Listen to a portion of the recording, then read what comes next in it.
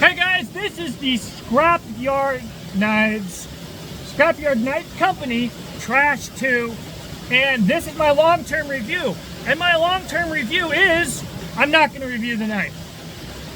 I'm not going to continue to put this knife through the ringer long-term to generate content because I don't want to.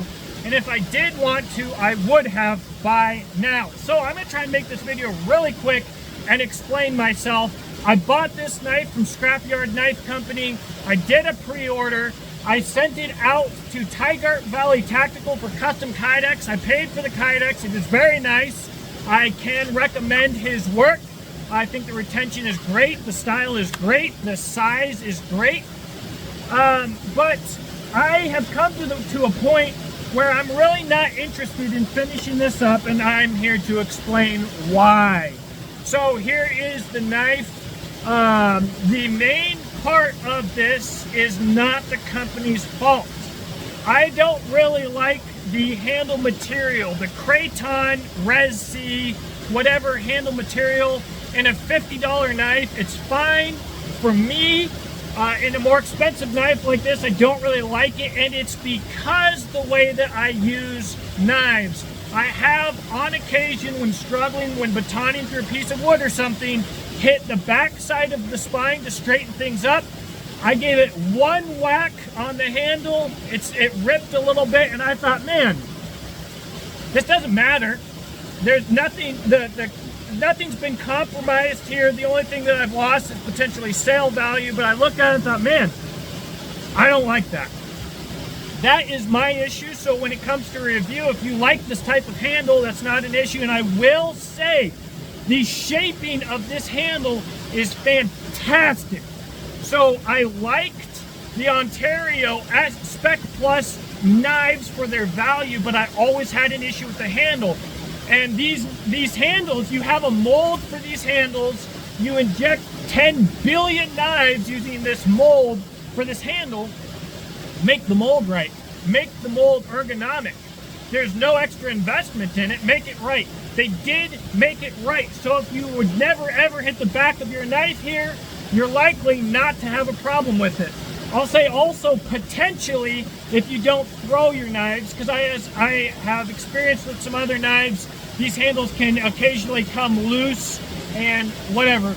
Regardless, that's on me. That doesn't necessarily affect this knife's capability or capacity at all. That is a personal preference of part of why I don't want to review it so much anymore.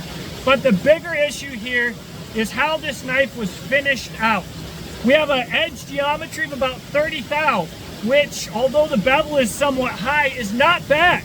This is a good performing knife. However, the grind is just inconsistent. When this knife came to me and I saw someone's signature on it with a cut test on it, I was like, who would sign their name to this? It looked worse than what I would expect from the $50 Ontario. We had the edge burnt in sections. It's all inconsistent. It's a rough finish. And for the money that I paid, I do not expect that. The powder coating is not necessarily bad. I would say it's better powder coating, in my opinion, than what comes on an Essie. It doesn't seem as thick on this particular knife. It wore smooth. I don't have issues with it, but I look at this knife and I'm like, man, that edge is freaking ugly. And I'm not going to continue with this knife because for the money that I paid between getting the knife without any sheath and then going myself to go get a custom sheath made for it, I can't tell you that I think that that's a good idea as compared to other options that exist on the market. Ultimately, I am underwhelmed with this knife enough that I don't feel like really testing its capabilities to give you a review.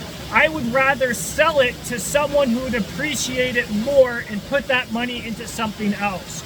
Now that is part of what comes with being an unencumbered YouTube channel. I'm not paid by anybody. This knife was bought with Patreon funds, and I'm simply here to give you my experience on it, and I don't want to keep it. I'd rather buy something else. So that's what you're getting here. Does that mean that I hate Scrapyard Knife Company? No. They are associated with Bussy. I don't fully understand the relationship there. I know Dan Bussy runs Scrapyard and Jerry Bussy runs Bussy, and there's all this different stuff. I'd be lying to you if I told you I fully understood the relationship and ties or lack of ties between these brands. But I am not a hater of this family of brands. But I will say that although I like 52-100, I think what they've done with SR101 is pretty cool. I think it's a well-balanced steel. I just don't see myself suggesting someone purchase one of these batch run pre-order type knives over other things that exist on the market, be it custom or production. I don't think that this is better than the Hungless or the Hungless 2. And I think for the price of this with the sheath, there are custom knives available from Bear Forest Knives or Papa Bear Knives or, you know, quite a few other custom makers that could give you the same amount of value but with better fit and finish. So that's the bottom line, guys. You know, a lot of people are try a Scrapyard Knife Company and you will see why you need them. This is actually my second one. I bought a Scrapyard 111 before with an 11-inch blade with an Aswelke sheath in the past. I was disappointed with the sheath, and the knife's edge geometry was too thick, and I didn't feel like it performed well for its size or otherwise. And so it is what it is. With that being said, my Bussy Bushwhacker Mistress, I absolutely love it. At double or triple the price, I think it's absolutely worth it. And for me, I don't think that this is. If someone professionally put an edge on this as it should have come from the factory, would my opinion be different? I think so. I do think that my opinion would be different, even with these with my personal dislike of the rubberized handles. I think it would have been worth the long-term review and stuff, or if the knife was cheaper. But as it sits, guys, like I said, I was thinking about how I was going to take it out, compare it to other knives, and get my long-term review up, and I was like, I don't want to. And when I decided I don't want to, I then decided, well, what the heck am I doing with it? So this is how this is going to work. I'm going to sell this, and that money is going to go to the Bussy Hellraiser 2, which is also coated, which I hope to like better than this. Now in the future, people will be calling me a Bussy fanboy because I like the Bushwhacker Mistress so much, and maybe because I like the Hellraiser 2 so much. Maybe not, we'll see. But I bought the Hellraiser 2 with my own money. I'm going to recoup some of that with this. I am not a fanboy of any brand. I am a guy who's been using knives for over a decade of hard use, who has experienced a lot of these different brands and formed my opinions based on that. Because of that, there are certain brands that I do like better because of the value or the performance or the fit and finish that they have given, and my experience with them.